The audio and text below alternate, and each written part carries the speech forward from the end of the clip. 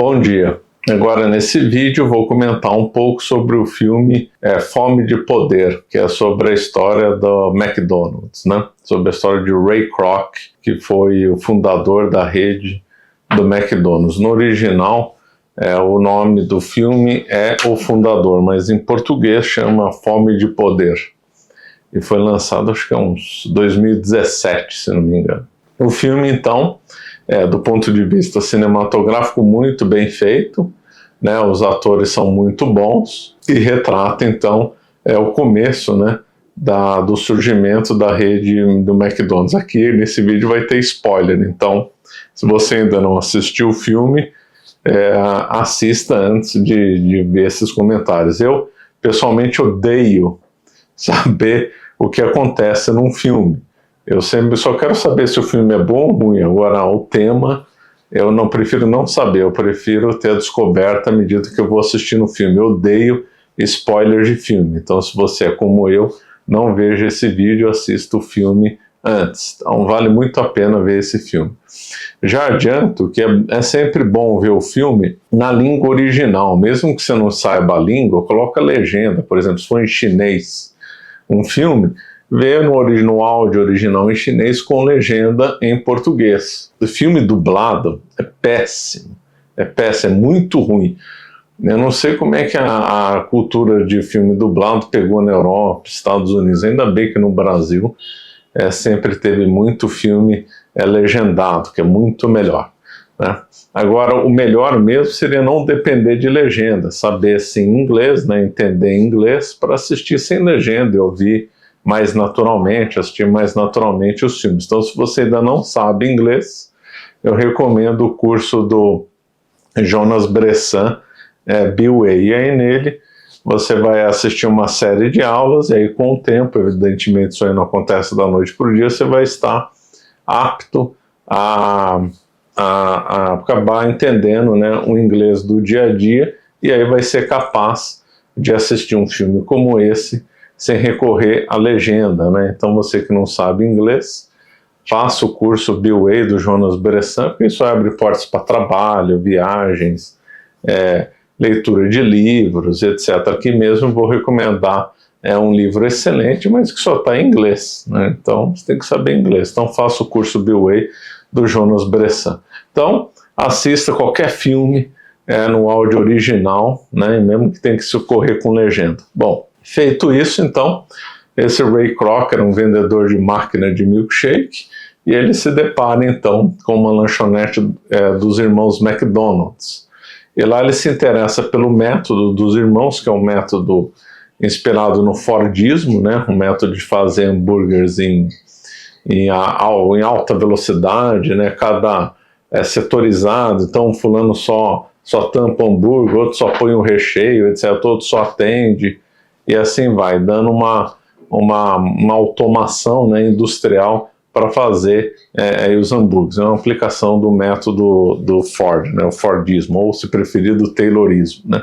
E aí então, esse Ray Kroc negocia uma parceria com eles, na qual o Ray Kroc ficaria responsável em estabelecer uma franquia, expandir, chamar novos franqueados e tal, arranjar lugares para montar um McDonald's e tal, e os irmãos ficariam então responsáveis por manter a qualidade, aprovar ou não o cardápio, e eles faziam questão de manter um mínimo de qualidade. No final, o Ray Kroc se desentende com os irmãos e acaba comprando aí a parte deles, né? E fica com o nome McDonald's. Segundo uma entrevista do Ray Kroc, ele disse que fez essa parceria porque ele queria o nome McDonald's, porque ele já teria aprendido a fazer os hambúrgueres, e de fato os irmãos, mediante pagamento, eles ensinavam as pessoas como como fazer hambúrguer rápido, né? Como aplicar o Fordismo na alimentação, né? Então ele disse expressamente que gostou muito do nome McDonald's, né? E o filme tem um momento que eu achei bem interessante, que é verdade, né? O McDonald's é mais uma empresa imobiliária do que uma lanchonete, porque o Harry Sonneborn, deu a ideia para o Ray Kroc de transformar então o McDonald's numa empresa imobiliária, de forma que o McDonald's, como empresa, compra os terrenos, constrói e aluga para os franqueados as lanchonetes. Uma ideia genial, né? Simplesmente genial. Então o McDonald's hoje é conhecido no meio de negócios, né, em estudos de case, como se fala, como uma empresa imobiliária antes de ser uma lanchonete. Muito bem pensado. Então, o lado bom do Ray Kroc do filme mostra persistência, a pessoa que não desiste e tal, etc. Porém, o filme revela aí muitas coisas muito hábito dos americanos, da cultura, né, americana, que eu gostaria aqui de abordar rapidamente. O primeiro é o conceito do drive-in, né? Então, as lanchonetes daquela época, o filme é ambientado ali nos anos 50, então era muito comum ter esse estilo de lanchonete, na qual a pessoa se aproxima de uma lanchonete do estilo drive-in, ele não precisa descer do carro para fazer o pedido, ela fica lá, aí uma garçonete chega no carro e ela mesma faz o pedido e ela mesma entrega o lanche no carro. Então os americanos tinham esse, ainda tem, né, alguns locais lá nos Estados Unidos, mas esse é tipo um hábito que surgiu a partir dos anos 50 e dura até hoje, né? Que é você fazer o pedido do carro e receber o lanche no carro. Então, havia então estacionamentos, alguns drive-in tinham até cinema, né? Se não me engano, acho que só tem um drive-in com cinema no Brasil. Então, e aí a pessoa então faz o pedido do carro, a garçonete entrega no carro e a pessoa come dentro do carro. Qual que é o problema disso? Isso é um hábito horroroso, né? Isso aí, o certo é você sair do carro, sentar no local, né? Sentar confortavelmente, comer devagar. Essa cultura aí briga um pouco com a excelência da alimentação. Daqui a pouco eu vou comentar disso daí. E também mostra a cultura do carro, porque você está pegando o lanche do carro, comendo dentro do carro, mostra então a paixão que os americanos tinham e têm pelos automóveis, né? Então é uma combinação da cultura do carro com a cultura da lanchonete, né? E também a cultura do subúrbio. Então, no subúrbio aqui no Brasil tem uma mais vinculada a bairros mais pobres, mas nos Estados Unidos é o contrário. São bairros de gente mais rica. Por que surgiu isso? As pessoas então cansaram de morar no centro das cidades, né, que eles chamam de downtown, ainda inner city, e aí resolveram montar condomínios afastados nas cidades, no subúrbio, no qual eles podiam construir casas confortáveis, com mais segurança, etc. Também esconde, né, pouco comentado, um conceito racial, né? Isso aí também revela como os americanos eram muito racistas, porque então nas cidades, principalmente as grandes, médias e grandes, havia então negros, asiáticos, latinos, e esses brancos, né, esses WASPs, não queriam conviver em ambiente multicultural e multiétnico, então fundavam bairros afastados, né, verdadeiras cidades afastadas, que são subúrbios, no qual só poderiam morar brancos, né, e pessoas de origem latina, negros, asiáticos não poderiam morar. Então eles mantinham assim um ambiente WASP, entre aspas, purificado desse ambiente multicultural dos centros da cidade, um verdadeiro absurdo, né? Essa cultura do subúrbio é muito ruim, né? Porque também é uma cultura ligada ao carro, porque aí o fulano tem que pegar o carro para ir trabalhar, tem que pegar o carro para ir no mall para fazer compra, porque como são bairros isolados, só destinados à moradia, não dá para o fulano sair a pé para ir trabalhar e nem sair a pé para fazer uma pequena compra. Ele tem que pegar o carro, ir para trabalhar e ir fazer compra lá no mall, não, shopping center, um centro de lojas e tal. Então ele fica sempre um circuito de carro, sempre com destino ponto a ponto. Enquanto a dinâmica de uma cidade fica mais interessante se a pessoa não mora tão longe do trabalho e ela faz as compras nas ruas da cidade.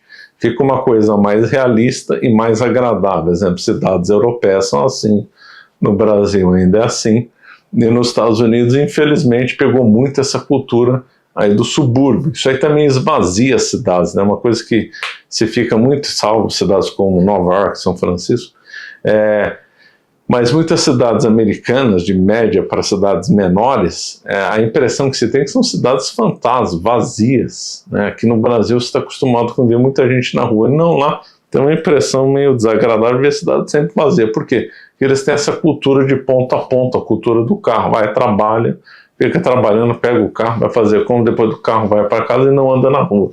Não interage na realidade da cidade, né? Isso é um conceito impensável para a Europa.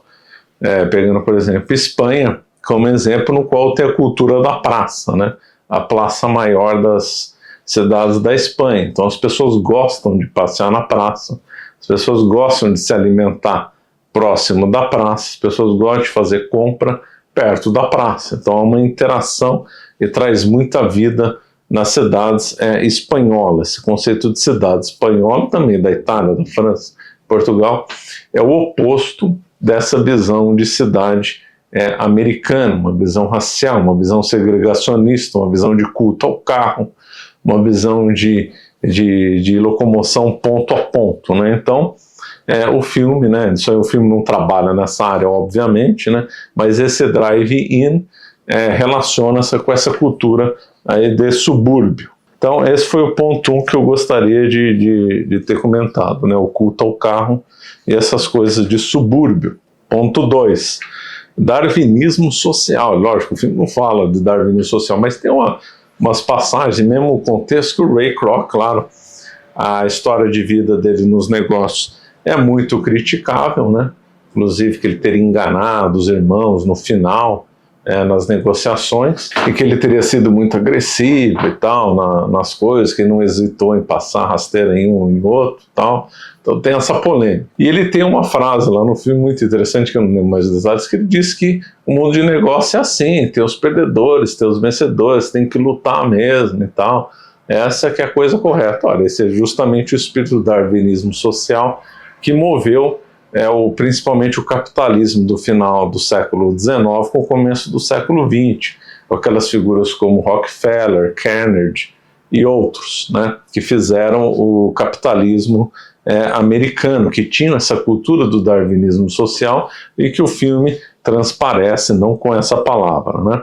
Isso aí também tem a visão dos winners e losers, típica visão ligada ao darwinismo social, e também ao calvinismo, né? O calvinismo prega, né, que o sucesso nessa terra reflete o sucesso material nessa terra seria então um sinal que você estaria salvo para a vida no paraíso na outra vida. Uma coisa completamente ridícula, né? Mas essa visão calvinista com a visão do darwinismo social são muito compatíveis, né? E essa cultura do winners e losers, típico da sociedade americana, é muito ruim. Ponto 3, que é o fundamental, né? É a mentalidade de fast food. Então, os Estados Unidos propriamente são os criadores do fast food. Então, eles não veem a alimentação como uma coisa prazerosa, ser feita lentamente, em companhia. Eles veem, olha, não todo americano, exatamente. Eu estou dizendo que existe nos Estados Unidos essa cultura fast food, não que todo mundo adota isso, né? Nos Estados Unidos tem comidas excelentes, dá para comer em restaurantes muito bons fora da cultura do fast food. Não estou dizendo isso, estou falando que lá existe essa cultura, no qual se você se demora muito na alimentação, você está perdendo tempo, porque afinal time is money. Então você tem que comer no trabalho, você sair do trabalho, você tem que comer rápido para voltar para trabalhar logo, que é justamente essa mentalidade fast food que é totalmente criticável. Porque, aliás, o momento do café da manhã, do almoço, do jantar, teria que ser um momento que você se desliga das questões de trabalho, procura ter uma convivência social, comer de modo lento, apreciar a comida, apreciar uma boa bebida, etc. Lá já adianta, aquela cultura do brunch é horrorosa, né? Ou é café da manhã ou é almoço, né? Resumir as duas numa é uma coisa assim horrorosa, né? Também típica da cultura para ser tudo mais rápido, né? Para tudo funcionar supostamente de modo mais eficiente. E então McDonald's é justamente a apoteose, o apogeu dessa cultura aí do fast food, né? Porque além da produção do hambúrguer ser rápido, ele também fomenta a pessoa comer rapidamente. Existe todo um estudo de de cores dentro da loja do McDonald's, que é voltado para a pessoa consumir rápido e ir embora rápido. Isso não vamos entrar aqui, né? Então ela favorece isso, ela é fruto disso e favorece, né, num ciclo que se realimenta. Outra coisa dentro dessa cultura do fast food e típica do McDonald's é que, e no filme, e só ir no McDonald's para ver essa realidade, que o McDonald's não tem produtos de boa qualidade, ou seja, o que interessa é a quantidade, é o lucro, é o dinheiro no bolso, e não a qualidade do produto, né? Existe uma coisa que é inversamente proporcional. Se tem muita qualidade, vende menos. Se tem baixa qualidade, vende mais, né? É uma regra muito comum. Então, o McDonald's, o objetivo dele é vender bastante, lucrar bastante, não vender um produto de qualidade, né? Então, o Ray Kroc estava mais preocupado com a quantidade, os lucros, expandir a rede de lanchonetes, que hoje tem mais de 100 países, não sei quantas lojas tem um monte, infelizmente no Brasil está cheio, tem em Veneza, tem. Então, e lucrar o máximo possível, vender o máximo de hambúrguer, tudo em nome da eficiência, e a qualidade fica destruída, né? Já que a tríade da alimentação é qualidade da comida, companhia e ritual, e o McDonald's não favorece nenhum dos três. Eu tenho um curso completo sobre o simbolismo da gastronomia que eu lancei em março. Pretendo relançar esse curso, no qual eu explico com mais detalhes essa realidade, né? E uma coisa curiosa dentro dessa loja de fast food que as pessoas às vezes esquecem é que isso é uma cultura do igualitarismo, né? Por quê? Propaganda do McDonald's e de outras vezes diz o seguinte: o gosto do sanduíche McDonald's é igual em todo lugar do mundo. E vendem isso como se isso fosse excelente. Coca-Cola, o gosto da Coca-Cola seria igual em todo lugar do mundo. Isso seria uma vantagem. Então, por que é igualitarismo? Porque é igual em todo mundo. Porque também é outra coisa igualitarismo, que a Coca-Cola é sempre o mesmo gosto de hoje, daqui um ano, foi há 10 anos atrás, e do McDonald's igualzinho. Então, isso daí tudo vende uma imagem igualitária. Olha, o que é um erro, né? Se eu vou viajar para a Europa ou para o Japão, eu não vou querer comer no McDonald's, eu vou querer experimentar a culinária local. Eu gosto das coisas sendo desiguais, é isso que dá riqueza. Que dá riqueza no mundo inteiro, e na gastronomia não é exceção, é justamente a desigualdade, né, dos sabores, a igualdade dos temperos, e num lugar diferente experimentar uma comida local, e não comer a mesma comida em todo lugar, né? Então eles vendem aí o conceito do igualitarismo como sendo bom, né, como sendo bom. Isso aí, na realidade, se a gente for pensar bem, é uma propaganda negativa. Vou viajar para o Japão, não vou querer experimentar os sabores locais, vou querer experimentar o mesmo sabor que eu vejo no Brasil. Uma coisa interessante isso. Quarto ponto, materialismo, né? Então, essa cultura do fast food, essa cultura do American Way of Life, a cultura que transborda aí desse filme, é do materialismo. Então, o que vale é o sucesso material nessa terra. Pouco importa se Ray Kroc abandonou a primeira esposa para casar com outra, pouco importa questões morais, o que importa é ter sucesso material, é dinheiro no bolso, uma conta bancária gorda. É isso que importa. O que importa são valores materiais, né? São só gostos simples, só o desejo de coisas materiais e tudo. Um carro bom, uma casa boa, comer muito, comer pouco, comer rápido, são só desejos materialistas, né? E questões de moral, espiritualidade, religião ficam completamente apartadas. Quinto ponto, né? Muito claro no momento quando Ray Kroc, lá no Ray Kroc do filme, né, comenta lá sobre a torre da igreja, a torre da prefeitura, ele diz, então tem que ter a torre do McDonald's, tem que ter o M lá, os arcos dourados. Então ele associa muito isso à cultura americana, ao jeito de ser americano, que seria supostamente o melhor lugar do mundo e tal. Isso aí entra na religião civil americana, né? O termo religião civil foi criado por Rousseau, né? Então isso aí pegou muito nos Estados Unidos. Então existe nos Estados Unidos um verdadeiro credo civil, uma religião, me diz, né, religião civil americana, que estabelece um culto à Constituição, um culto às instituições, um culto ao modo de ser, um culto à liberdade ilusória do American Way of Life, etc. Né? Isso aí também transparece muito no filme. Né? Esse American Way of Life, religião civil americana, destino manifesto, são coisas, o grande despertar mesmo, a visão que os protestantes tinham no começo da colonização americana como uma terra prometida, como uma cidade acima da colina, tudo isso são compatíveis entre si, né? que realmente moldaram a mentalidade americana. Isso daí, sobre esses conceitos, nós vamos ver. Semana que vem nós teremos uma semana aí com algumas aulas dedicadas à história dos Estados Unidos, na qual nós vamos abordar aí esse tema, né? E futuramente num curso sobre os Estados Unidos também vou abordar esse tema, né? Hollywood também vende essa imagem materialista, a imagem do sonho americano, tudo entrelaçado, né? E um livro muito bom sobre o McDonald's McDonaldization of Society, de Ritzer. É um livro que dá para achar na Amazon, vai estar o link aí na descrição. Muito bom livro, ele relaciona o McDonald's justamente com o Fordismo e também com o conceito da burocratização do Max Weber, né? Então é um livro muito interessante que ele analisa então essa McDonaldização da sociedade americana, né? Sobre a história do Ray Kroc, há outros, né? Também vai estar ali na descrição. Bom, vamos ficando por aqui. Era só aqui uma visão sobre alguns elementos que o filme indiretamente mostra. E recomendo muito esse filme, realmente bem interessante. Obrigado.